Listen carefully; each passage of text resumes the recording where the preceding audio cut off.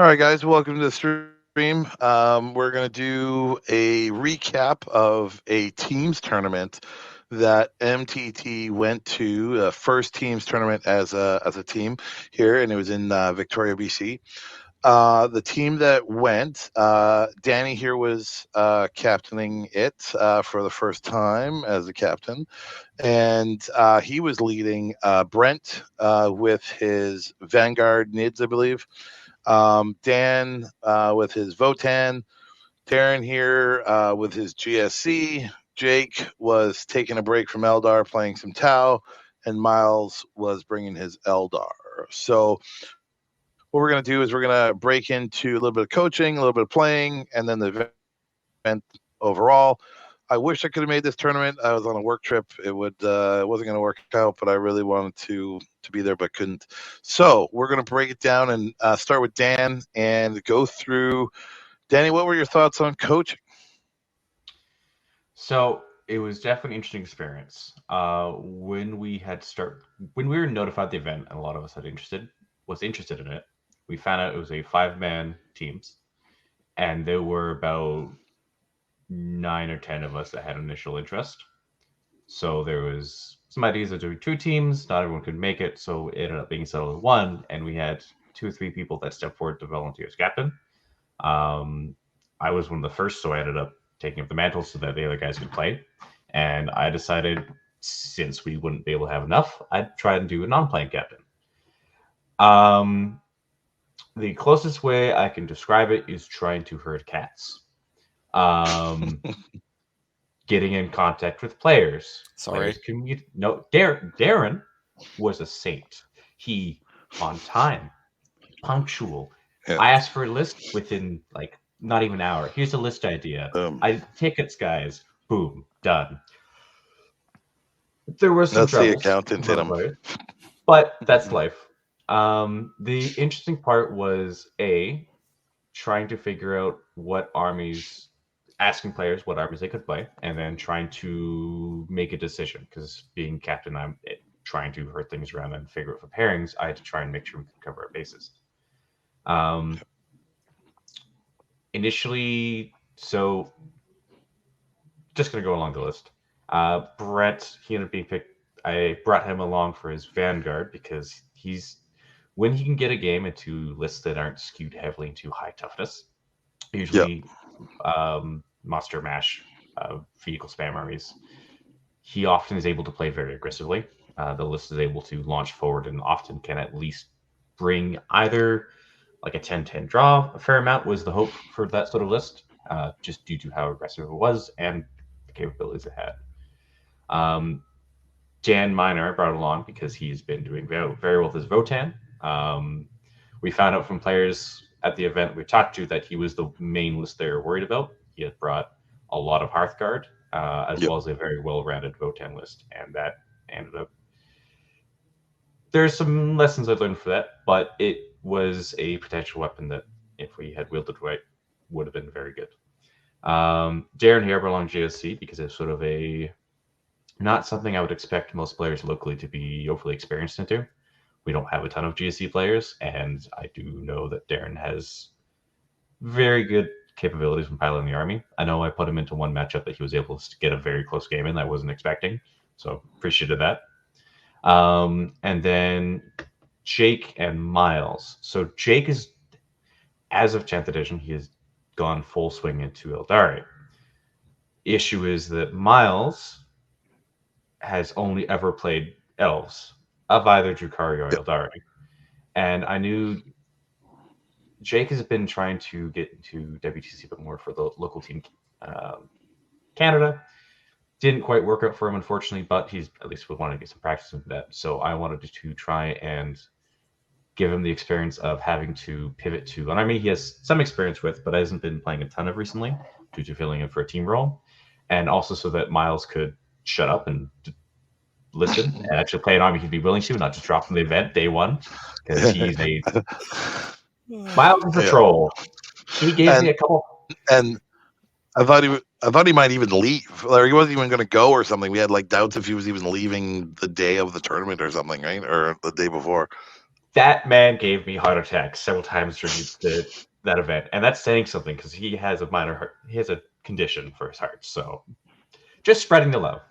Um, in terms of thoughts for the coaching, to expand on that, the main things to go through that are getting the players together and trying to cover the bases for what you had to deal with and what you're trying to expect for the matchups. Trying to coach them on what to try and aim towards, what sort of goals their list should have. Some players are a little more stubborn in that regard, so I had to work around some players. Other players are more willing to adjust their list depending what they're aiming for. And the main thing was when it came down to the actual pairings process. It's initially intimidating, but when you actually sit down to do it, it's fairly quick. It's simple and it's actually kind of fun. It oddly enough makes me want to try 8-man teams, trying to pair 8 teams together because the five when Damn. you do a 5-person teams, there's really only 3 decisions you make. Your first defender and what attacker they're taking. Uh, and then okay, I should clarify. There's technically more than 3 decisions, but there's 3 main points. First defender, the attackers they put forward that you pick from, and the attackers you put forward from. And then you get second defender, and you pick off of those, and then whatever is left is done to the your wild pairs for the third pairing, or technically fifth. But with 8 mans, it feels like there's a lot more you have to try and account for. I don't know because I haven't tried it yet, but I'm looking forward to hopefully try it once we get some more team events locally. I am glad I went with non-playing captain for this. It's a fun experience, little stressful because instead of being focused on a game, you're looking at all the games and you're seeing them.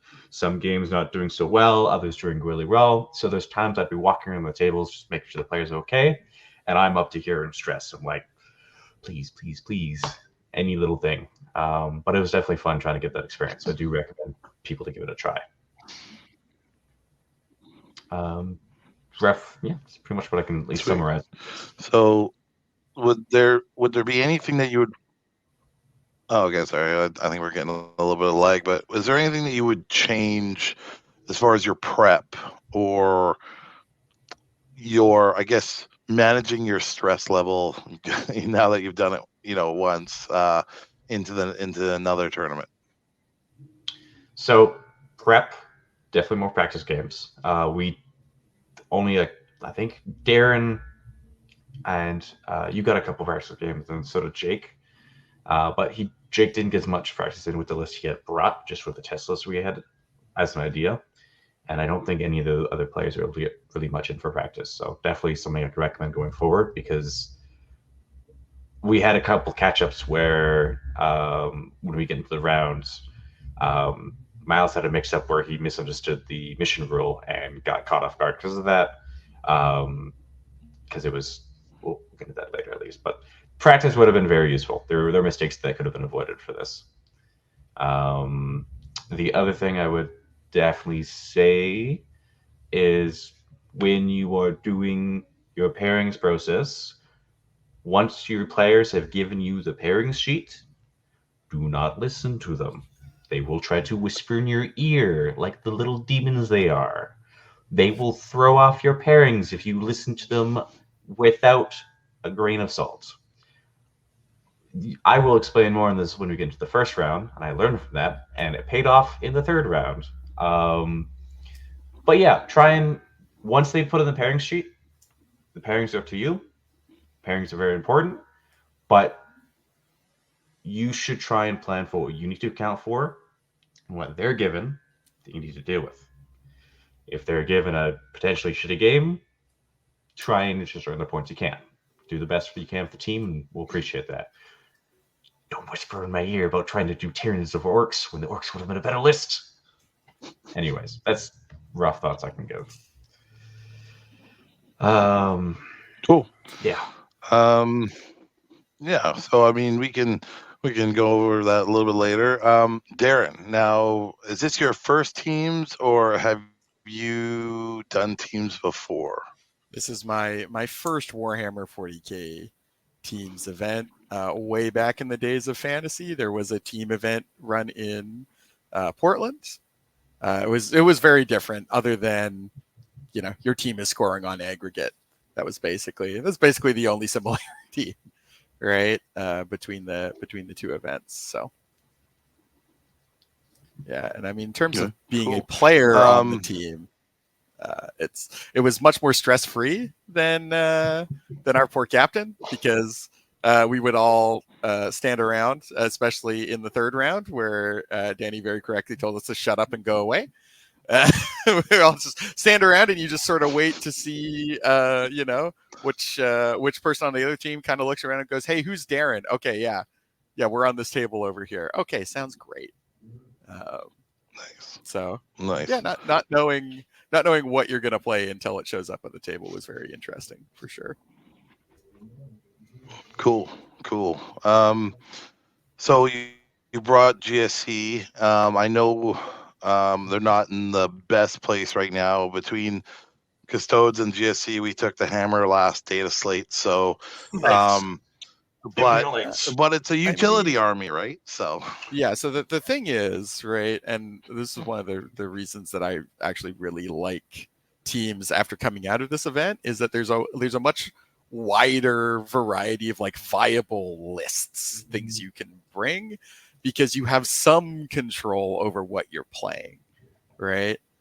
So there are certain things that I don't want to play as a GSC player, and like doubly so after the slate, because the points increases means like I don't have too much stuff to like throw in the way of things. So if you get World Eaters, or like Brent's Tyranids list would terrify me if I set up against it, and then Wolf Jail, which we'll get to in round 3.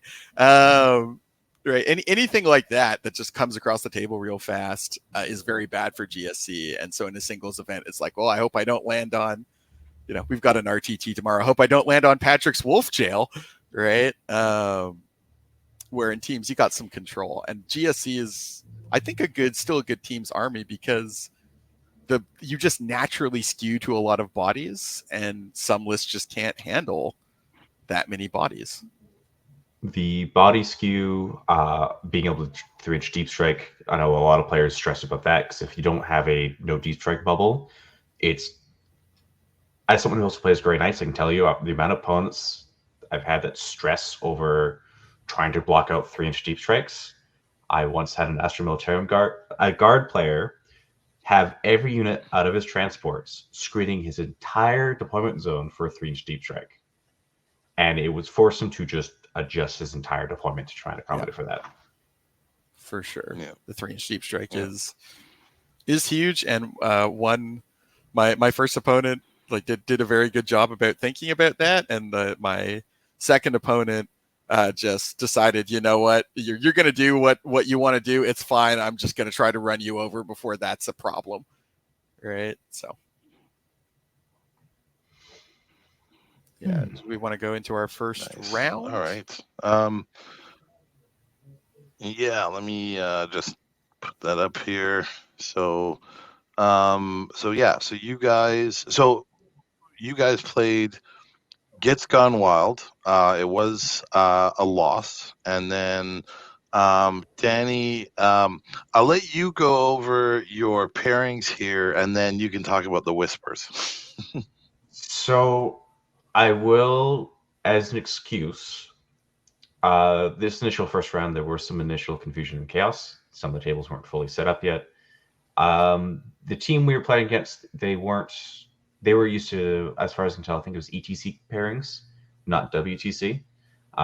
So the initial process, there was some confusion. After we did the pairings, I ended up going back over with the team captain about, for the rest of the event, because for both of us, it was our first one, what the actual process was. And so that ended up affecting things a little bit. But the end result was that our first defender was Dan Miner, and he got paired into a Synaptic Nexus Tyrannus list that had 18 zone thropes. And I'm not entirely familiar with the Tyrannids. It was 18 zone thropes, 3 of the big second bugs, 3 Maliceptors, I think. Maliceptors, and then a couple other things. But it ended up being a very hard list for him to crack, because the whole army essentially had, like, I think 4 pinholes across the board and a lot of shooting and durability. Second pairing, this one I think it was done in the correct. Yes, it was. I ended up getting our Tau player into the Ironstorm player, which was a bit of lack of realization, I think, on both of our ends. Not a good idea. It felt good at the time until we played it. The issue was the enhancement for Ironstorm to 0 damage a shot. Works really well against hammerheads. And when your only other gun is cyclic ions and they have redemptors, doesn't work out. I don't like redemptors. Anyways, so he still got a pretty good score as best as he could, which helps considering how tough of a matchup it ended up being. The first part, which I'll talk about here quickly, the Votann versus Tyranids could have been Votann into an Orcs list. The Orcs list didn't have any knobs. So it could have been an entire AP1 army against a 2-up save army with access to Armor of Contempt. But my player whispered in my ear because he wanted Tyranids. And he thought it was a different Tyranids list we had read up, and it was not. So that affected some matchups down the line. Which goes into this. We ended up getting Tyranids into Orcs. This was a 50-50 matchup on our pairings process. Let me just double check this here for Brent. No, it was potentially like a 10+ win, what Brent had put down, but it ended up being a very bad game. Brent had got first turn. Yeah. So it forced him to be aggressive, and instead of giving most of his army into combat, he only got some of his GSC units in, and then Orcs were able to push back and push and basically pick up his entire army, I think, by turn 4, just due to having access for charges.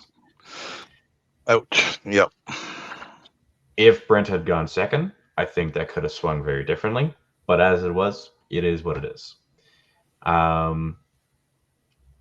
Looking back, I almost would have preferred possibly getting Brent into the other Tyranids player,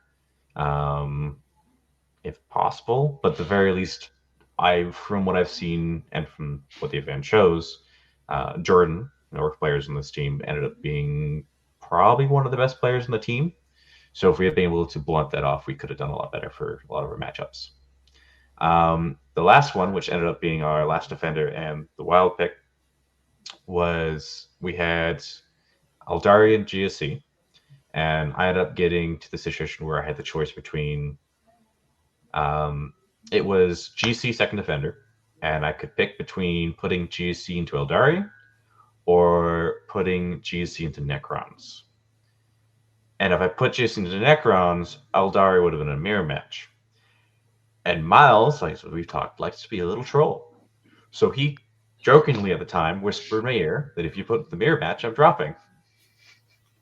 So at the moment, I was stressed. I panicked. So I decided to put GSC into the Aeldari because I figured at least, hey, Aeldari can do well into Necrons. He should have that match no problem. GSC hopefully can get 10-10 draw, or at least as many points as he could. As you can see, things didn't work out. Darren, Saint, you still got a 10-10 draw, which I was glad for. But Miles lost. This was where there was a mix-up. This was player place objectives. He had forgot that you place objectives, then roll off for choosing sides. So the Necron player got the side that had a little bit more favorable setup because they didn't do a mirror that sucks. Yeah. And it was 2 bricks of 20 Necron warriors. And Miles would have been able to keep them where they were with his Wraith Guard, but you didn't have enough to clear the unit. So didn't quite work out. We went over the math at least for GSC had been able to get into that Necron matchup, and they could have done a lot of damage. Possibly picked up some of the Necron war units. So for context on our pairing sheet, just because I didn't talk about this when I was a player, because I had not played most of these matchups, I was extremely unhelpful for our coach, and I basically marked everything as I'll call it about a 10. But this Necron list was like something I had played into a bunch, and this was like the one thing I had marked down as like, I will take this man's soul. Right, but I think everybody on the team had actually marked for that Necron list. So I have opinions about that. Yeah. Looking back, I think some of the players were likely wrong. Miles probably could have pulled out a win if he had remembered about the objective the train setup. Yeah. I don't think Jake's Talus could have actually dealt with it. Potentially, if he can get that turn 2/3, depending on the unit, overcharge cyclic ions, and he doesn't whiff the roll or kill himself doing it. I think Votan could have done very well, but Votan were busy with doing other objectives at the time. And I don't actually think the Tyranids could have done me. It's volume of strength 4-1 with the June Stillers, so maybe. But yeah, they're neg 2. It's just so swingy on the how many 6s did you roll to get through the unit with the 4-up involved, right? Yeah. But this ended up being apparent. The biggest swings were the Tyranids of the Orcs and Eldari not getting the win in the Necrons, so that really pushed us behind. So definitely, those were definitely learning points there for us. Darren, how did you feel about your matchups as a player? So just because there was that bit of chaos at the beginning where we didn't know what tables were what, and like the pairings got a little messed up at the start. I thought I was getting the Iron Storm initially for about 30 seconds, and I was super stoked, which sounds weird because GSC hate indirect, but we love indirect when there's no infiltrators in the Space Marine list, because then I can show up 3 inches away from your indirect and send it home, right? Yeah. But that was very quickly revised to the Eldar, right? And this was the double avatar list, so the Incarn and the Avatar of Cain, and I was very much like, well, oh boy, I need to kill the Incarn quickly. If I can kill the Incarn quickly, everything else is slow enough. I can make this a game. If she's bouncing around every turn, because after my drop turn, after turn 2, I will have stuff on the board for those Night Spinners to kill. And that means the Incarn can be anywhere on the table, right? And luckily I did. Ray ended up making the decision to trade the Incarn for a 10-point swing, which, I mean, hey, 10 points is 10 points, right?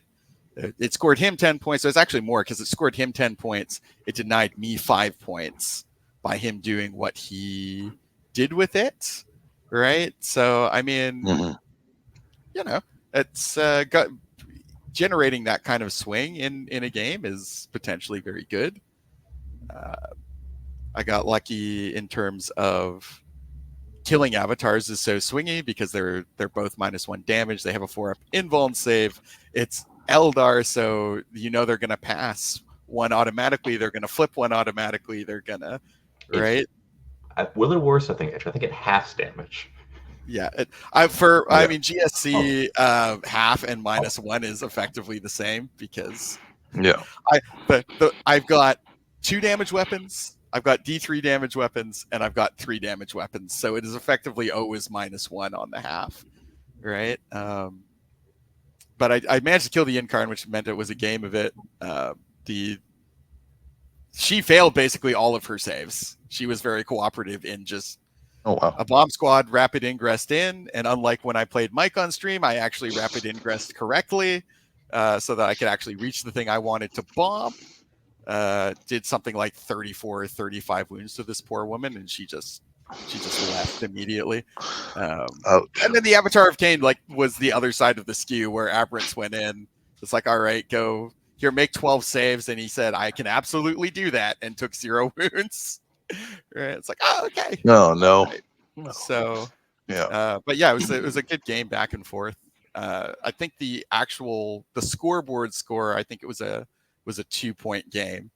So very, very close. I got to remember when I'm playing a list like that, where it's like you have a Brick of Wraithguard and you have 2 big monsters, 2 tanks whose sole job is to sling one of the avatars around, and then just a little bit of mission play stuff to remember to actually kill the mission play stuff, because I did that way too late, and so Ray was able to go around and pick up all of those tactical objectives, right? But, Yeah. Didn't mind that matchup. I think I had that marked as I'll probably be able to get a 10 on this, just because when there's so few units and there's 5 objectives, you can kind of play around some of this stuff. Absolutely. All right. So then, unfortunately, round 2 was a bye. We'll talk about this a little later. Yeah. There's some thoughts, but we'll get to that later towards the end. We're just going to focus on matchups. So you guys scored 70 points. Way to go. Right? Also going to talk about that later. Yes. And so 70 point victory, and then we go into round 3, and you're up against Island Warhammer, and Danny now has settled down as a coach and has decided not to listen to anybody. So what were your pairing? What was your pairing thoughts on this one? So after successfully holding up my title as a Grey Knight player and fending off the demons, I was able to do pairings without any issues. Nice. I gotta quickly remember this because this was also a bit hectic here. I really wish BCP didn't mess up which ones was which. So from what I remember, I was able to get Votan. Oh, excuse me for a second here. I am forgetting on what he ended up getting for pairings. BCP was being difficult. Yes, you heard during can the event. see. You can see that Jake is marked as a sisters player, and he was playing Tau, and there are a number of people, if I scroll down here, that are incorrectly marked as sisters players, just because BCP decided that there needed to be more Sisters of Battle at this event. Apparently, yeah. I got the players up now. So first defender, I decided to put forward Miles as our Eldari player, and if I remember correctly, they put Death Guard and another army forward. And I immediately looked at that and went, "Oh, I'm gonna pick Death Guard. I know that's a pretty good matchup for him right there." That's an army that some of the players don't really want to go into, and that paid off very well. After Miles got first turn, and after the first turn, the Death Guard player figured he'd be tabled by the top or bottom of 2. Oh wow! It went very well. They had a fun game at least. I was glad for that. Miles had a fun time being a troll, but a friendly troll, to kind of encourage the players to try and beat them and have some fun, which I'm glad, because apparently this was the guy's first event. But they both had a good game, and Miles won by a lot, so that worked out great for us. Next, I ended up getting Dan. He ended up get paired into their Eldari player. And that also paid off a lot, because he made some of the craziest charges. I saw he was able to drop down. The Eldari player was forced to choose between moving the Wraithguard brick or some scoring unit on an objective that would have been a big point swing, I believe. And they decided to go with the unit they had the objective and leave the Wraithguard where they were, which meant they were within a 9-inch charge of a lot of units. And Dan ended up getting like 15 Hearthguard and 2 of the champions in. Wow. Rolled double 6s for the mortal wounds in the charge. Did a total of 9 mortal wounds. And then after combat, there was 1 Wraithguard and 1 wound in the Spirit Seer left.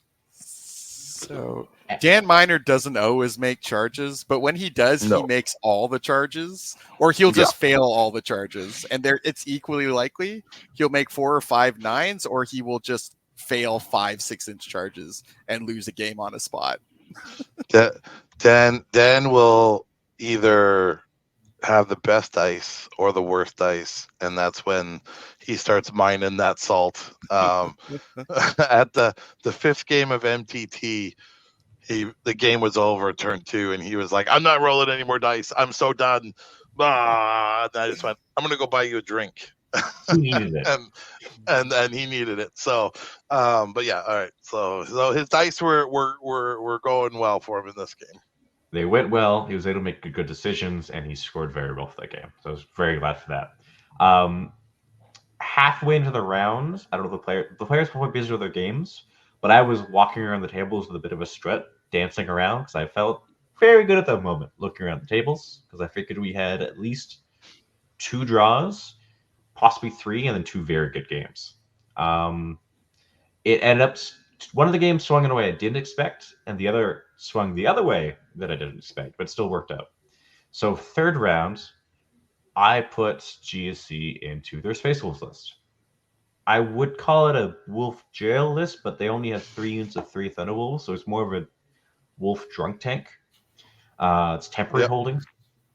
But I didn't realize, and this is an important thing to know what your players' list can do, is that with WTC ruling that deep striking counts as a normal move and triggering abilities, a 3-inch deep strike for the bombs meant that Thunderwolves would be able to use their reactionary move to move 6 inches, and thus denying bombs. And I didn't realize that. I figured, you know what, even -1 hit, -1 wound, bombs dropping down, they're strength 12, 2 damage each with high AP, they should pick up Thunderwolves. No. Didn't quite work out, but I'm so happy that Darren pulled 6 after seeing how some of that game was going. The fact he got points I was happy for. And then the next pairing, I ended up getting Tyranids into Drukhari. Brent here had listed this as a very bad matchup for him, but it ended up being a very interesting game. When I was walking by a couple times, there was Drukhari, Tyranids. It was chaos. There was models all over the table. Things were dying.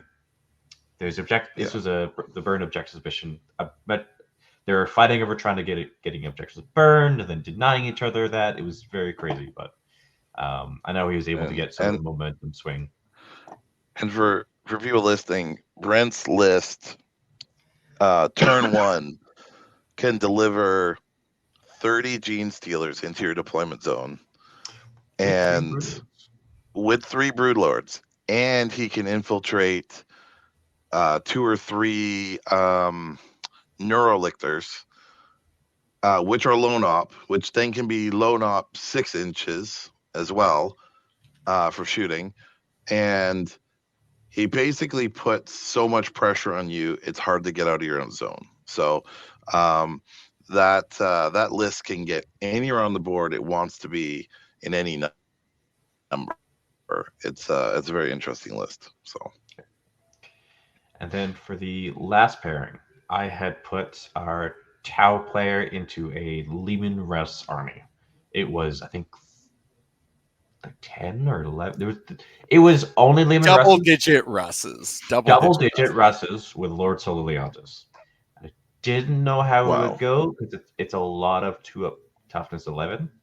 I was hoping the Hammerheads could swing this around a bit, but the player did have 3 tank commanders with the Vanquisher cannons, which means that usually when a Hammerhead would kill a tank, they're going to take as much damage back. And they're both 13 wounds, so neither of them can one-shot each other. So it ended up being a lot closer of a game. It seemed to be fairly grindy at least, but Jake was able to still keep it fairly close to the 9-11. So with the points working out like that, we got a pretty heavy swing for the points. So after me mistakenly putting your pairings as it was, Darren, what are your thoughts about Wolf Jail? Sorry. So Wolf temporary holding. It was not a full Wolf Jail, thankfully. Yeah, it sort of sounded up to the table. I get the Wolf Jail. I'm like, well, this isn't very good, I guess. Oh, okay. Well, sometimes you got to take one for the team, but then I'm seeing like Miles is setting up against the Death Guard player, and Dan setting. I'm like, oh, okay, yeah, no, I can do something, right? Like I just have to keep this close, right? I will point out something interesting. Yep. Sorry to interrupt. Oh yeah, no. Due to the way WTC has rulings versus outside of WTC, Yes. I think this might be a different matchup for you. Let's say like an RTT. Yeah. So tomorrow, Darren Kelly, who's running our RTT, local RTT, is using sort of our local tournament FAQ that Dan and Shane have put together. So with that, I believe in because they're using the Warhammer Championship. They're FAQ tournament. using, I believe, every ruling. They might have changed one, but it does mean that a deep striker is not ending a normal move. Correct. Right. So that is an interesting case of in WTC there are some slightly different experiences because that matchup where in WTC they're able to move out of the way, in singles they're not. Yes, and part of that was on me too for not realizing that until, because like as a player, I don't have to worry about all of these matchup things. I should at least read the flippin' FAQ. But I put my bombs down aiming at he had a 5-man wolf unit. It was like 3 wolves and 2 characters or some such, right? And there happened to be a rhino there too, luckily. And he's like, all right, I'm just gonna move now. I'm like, well, can you do that? He's like, well, you're ending a move. I'm like, am I though? And then you check the WTC FAQ, and it's actually like on their first or second page on the like, did you know? It's like a deep striker is considered to be ending a normal move. Like, so there it is. How do they treat? So I've seen it 2 ways. How do they treat models coming back into a unit? Because I was told that also can trigger a Overwatch, and I don't know if it can trigger the movement. It can trigger an Overwatch because Overwatch is on place as well as start and end, and I'm certainly placing a model. As long as it is during the move phase or the charge phase. And it is. Oh. Yeah. For GSC, very specifically, it is. Oh, okay. Yeah. Not for Custodes, though. Custodes is command phase. Right? Oh, man, I got Overwatched for no reason in one of my games. So that's okay, Mike. I think you've done it the other way. So probably. But yeah, GSC is a weird case where their banners, so the things that replace models within units, very specifically trigger in the reinforcement step of the movement phase.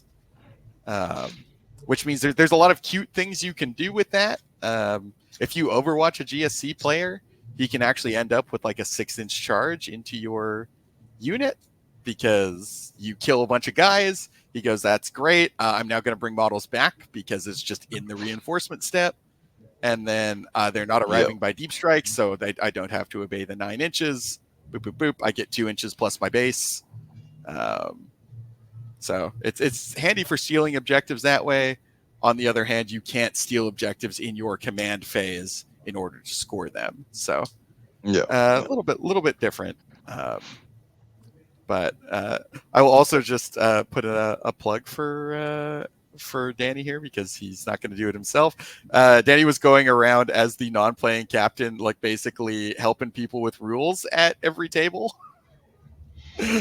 And it was very helpful to be able to have what was effectively a judge walking around. At the event, I figured I had 3 jobs I could help with. Pairings, which took like 5 minutes, maybe 10, not much, and making sure the players are organized. And then submitting scores, technically 4. Helping with any rulings or disputes between the players is usually done between the 2 team captains, but at the very least I can come around and help players if there's any rules discrepancy. I like to read up a lot in the rules and study it and look at different other factions, so able to help a little bit with that. And then the last one was making sure players were drinking water and sitting down when they weren't doing anything, because that makes a huge difference over the course of a day. Yep. I guess just to round out my matchup for the round, that was the first time I've actually played into that army. And you learn things every time you play, right? So if I had gone first, it does make a huge difference in that matchup because Wolf temporary holding went first. when we were fighting at the edge of my deployment zone at best, right? I'm trying to get out of jail, right? If I go first, he's still on me on turn 1, but we're fighting over the objectives in the center as opposed to me trying to push out of my deployment zone. So the first turn roll makes a huge difference, and I think I need to be willing to throw my dude. So I was running the Biophagus to give the Aberrants Infiltrate with the enhancement, but he can also go into a unit of 20 Neophytes, and 20 Neophytes block off a lot of board space, right? So potentially, instead of Wolves being in my deployment zone turn 1, Wolves are absolutely annihilating 20 dudes, but they are at least up the table, right? It does make the Aberrants significantly worse. They lose their -1 to wound. They lose their lethal hits, right? But against certain armies, it's something that I should consider if I were to run that same list. It's just like, I'm going to give up some Aberrant flexibility and functionality to just go, I would like a second turn that involves objectives for me, please. How many points is a Biophagus? Sorry? So the Biophagus himself is, I think he's 60, but I can only have one of those enhancements, right? Only one thing is infiltrating. So as an alternative you could look at is you run 2 Biophaguses. Yeah. One with the enhancement. You usually put that one with the Aberrants and the other one with another unit.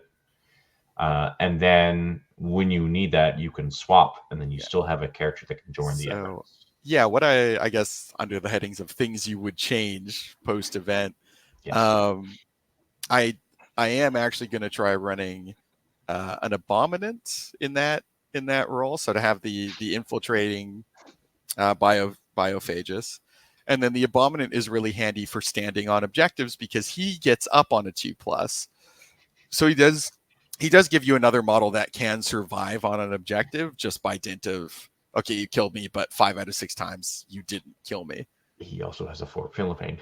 He does have a 4-up Philopane, which is wonderful. So he's replacing the unit of 5 Gene Stealers that did absolutely nothing in the practice games, and I told myself it's because I didn't face anything that scouted. And then I got Wolf Jail, and I'm like, well, at least I can do something with these guys, and then figured out that 5 models do not block off a lot of angles when you move as fast as Wolf Jail does. So it was like, you guys are cut. But, I played Patrick some Wolf Jail on TTS, and oh my god, they move so fast. It's crazy. I popped into that game, and it was like Santa, 40k Santa, and all of his friends standing on the Marine home objective. I'm like, oh dear. Yeah.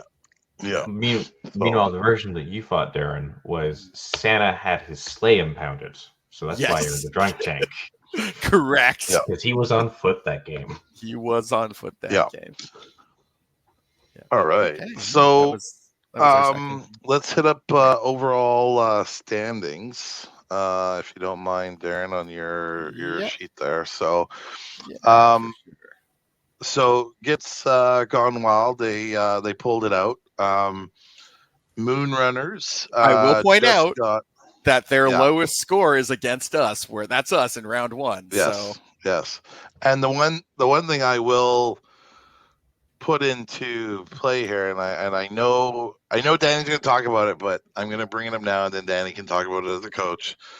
If you notice, as team scores go, there's not a lot of scoring above 70. There are a few, but not a lot. So when you get a draw and you score the 70, or it's you get a bye, very interesting. Or sorry, a bye. And I'm just going to poke some fun right now at Crone Swords and Bone Swords, who wanted to challenge us in a grudge match, and boo, you got 8. So they wanted to see the list. So they declared the grudge match, but before it was official, they wanted to see the list first. And then they decided not to. I'm also going to point out, Mike, you should feel a little bit good about those though, because they were joking to us that we didn't bring our two best players, so clearly we weren't Oh. going to do very well. So we didn't bring Liam, or we didn't bring you, Mike. Yeah, so you There should you you should go. feel good. So, All right. Well, I won't give them so much of a hard time then. Actually, those guys are great. I love them. Yeah. Which, to be clear, yeah. they are great, and we do love them. they're Yes, fast. we do love them. Other than Nick at Kippers screwed me out on an energy drink when he said he was going to bring me one, and I'm still remembering that. But it's all Well, good. So, if it helps, we're looking at doing a bit of a scrim match between us and Bone Swords at one point in the future. So hopefully we can do it let's do it. after action report, and hopefully I'm going to see if we can do an 8-man team scrim if we can find space to see the show. Nice. So basically, I'm gonna hand it over to you guys to talk about overall thoughts on the tournament and the good, the bad, the ugly. Some of the things you do to improve. Those types of things. Of course, I was there, so I'm gonna let you guys go over it, and we'll keep it to a little bit, 5 to 8 minutes, and then we can wrap it up under an hour. Yeah, so I'll let Danny go first because he has thoughts. So, this was the first team event we've had locally in the Lower Mainland for 40K for anything related to WTC, which I was very appreciative. When this popped up on our feed of local events, there was immediately a lot of excitement for the guys on our team to try and go. So, with it being the first, there are going to be obvious growing pains, and that I understand. And it looks like they're trying to improve going forward, and I'm glad for that. The guys who ran it, I don't personally know how much event experience they have. I know there was issue for some of the tables could have been labeled. They weren't quite clearly set up. They were making do with what they had for their time. There was some confusion where some of the team captains weren't familiar as much with the WTC fairings, so that's probably something to quickly go over at the start of each event. And I think the biggest thing I can try and encourage is to avoid uneven amounts of teams as much as possible. As you might notice from when we went over, there were a bye for each round. It ended up, unfortunately, that for the first round, Crown Swords before Bone Swords, the other team who had taken a ferry into Vancouver Island to go to this event, we were the other team that did, they got a bye first round, so they didn't get to play. Unfortunately, the other team that came in from the ferries was the other team to get a bye. It's unfortunate because they couldn't get an extra team together. They almost had a mercenary team, but a couple of players had to back down last minute, or they dropped out. They weren't able to commit. Hopefully, this can be avoided in the future because, unlike in singles, when you have teams, it's not one player, unfortunately, missing a game. It's 5 players, and it's a lot more impactful. A lot more games missed out. I know a couple of guys were upset. I'm not going to go too much into this, but it is what it is. It's growing pains. Hopefully, it can be avoided in the future. We're probably going to try and stick to events that we don't have to take a ferry over due to rising costs of this particular Canadian economy. Anyways, I'm not going to get into that. Either way, for what we did get to play, it was a very fun experience. I do recommend people to try teams. I think it's nice to have a mix of teams and singles because they're different experiences, both of them. Teams are great because you get to go together with a group of friends, and it very much feels more of a bonding moment. Guys hanging out the night before or such. Guys who have been to tournament events enough will know what I'm talking about. Going out for dinner and drinks after the first night or things like that. Having a team event like this definitely helps reinforce, and it's really fun being able to hang out with a bunch of guys that you know and try to work together or something like that. The second thing I'm going to try and quickly address before passing off to Darren is that if you are going to have buys for a team event, I think they win off of what they're used to for singles, which was usually if you get a bye, it's a 70-0. I do not recommend that for teams. If you can see, we got third place with the bye. Yeah. You can also see most of the games rarely scored much more than 70. So a 74 bye usually means that all 5 games went 14-6. So all 5 players won by 20 points or more. Or you had 3 20-0 games and 2 10-10s, which are insane and can swing positions a lot. I would probably lean a lot less than that. Maybe something lower, like because the technical minimum you need to get a win for the round is 56 points. So I would probably lean towards giving the bare minimum for a win, what would be the average, rather than going for 70-0. Just a 60 might be interesting. I mean, again, you guys know more, like you were in it than I would be, but I would think maybe a 60 might work. But I hear what you're saying. So I mean, the solution is just don't have buys. Just do everything in your power to not have a buy, right? And it's tough because this is the first event, and I know the tournament organizers had someone drop last minute, and then they had already lined up a mercenary team, and a couple of those guys had to back out. So it was kind of this it was a cascading failure effect, right? But and obviously when you run the event, you really want to play in the event, right? But just for future events, just do not have buys. Just don't do it. For team events, at least. Yeah, team events. Yeah. Otherwise, though, it was fun. So, especially for any of you guys that are around Vancouver Island, I know they've got another one coming up. I think it was end of February. They're looking at. They're trying to get. Yeah, I know. It was in February. It may already be up on BCP. I'm not sure if they've already put it. It up is, or not. So it is up there. Yeah, if you're on the island, give it a look see for sure. Victoria War Games Con. So definitely check that out if you're going to be in the local area at the time. Other than that, I think that's pretty much most we could address for this. Yeah, sweet. I'll just add one thing from the player's perspective is the team event versus a singles event. The team event gives you sort of a wider range of emotions, I guess, because if you hit a bad matchup in a singles event, you just kind of shrug your shoulders and go, okay, well, this is uphill, right? I got to win. The team event, it's a little nicer because you go, okay, I just got to keep this close. Try to keep this as close as possible.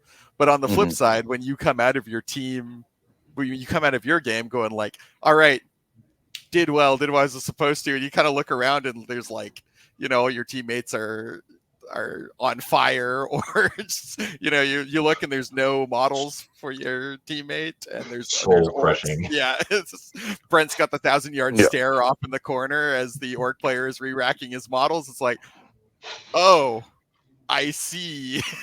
Right? Yeah. So you depending on your temperament, you may like or hate that about teams, right? Because it is less in your control than a singles event. Absolutely. Is. And I found that really interesting as a contrast. It is less, it's more shared control across the team, but as a counterpoint, it's not a 1 or 0. Yes, tie differential for points or such, but it's more so on every point counts. So if you get put into a matchup where unfortunately you're going to have to jump at the grenade for your team and it's expected to be a 20-0, and you're able to get 317, that's an amazing job. Your team will be very happy if you can squeeze that extra little point sometimes, especially on bigger events with like an 8-man teams. Imagine how chaotic that gets, but I'm looking forward to trying that. Nice. Well, to wrap it up, I'm going to do a little bit of shout outs here. Again, thanks to the guys running the tournament. There's not enough team tournaments going around. Hopefully maybe there's going to be some more on the mainland here, but I just want to give a couple shout outs to Heroes of the Mid-Tables Winter GT 2024. We are having our 4th tournament, I think, Darren. Yes, number 4. February 24th. It is sold out. It sold out rather quickly, but we do have a wait list going. So if you want to get in on that, get on the Discord, throw your name onto the wait list. We do have another big tournament. I mean, small, mid-sized 200-person tournament called Wet Coast in March. Dan Miner is throwing this. It is in Richmond. It is 200 players. Plus, I believe there's other games there, Age of Sigmar, Clash of Kings, you name it. It's going to be a big event. It's probably going to be the largest tournament in Canada this year. So if you get a chance to come out and see that. There is going to be more mid-table later in the year as well. We find we have hit a good stride with that size of tournament, so we're going to have some more down the road. And I believe you guys are playing tomorrow at the Tomahawk RTT. So I don't think I'm going to be able to make it. I tried to figure out some last minute shenanigans today to make it, but my wife said no. So good luck tomorrow. And if you guys have anything else you want to sign off on, go for it. The Queen has spoken. You must listen. Yes, she has. So, but that was my kid just coming in, who's supposed to have been in bed like 2 hours ago, but has been able to turn this into a late night, so I must go deal with that. So, but all right, guys, thanks for watching, and we're gonna end the stream.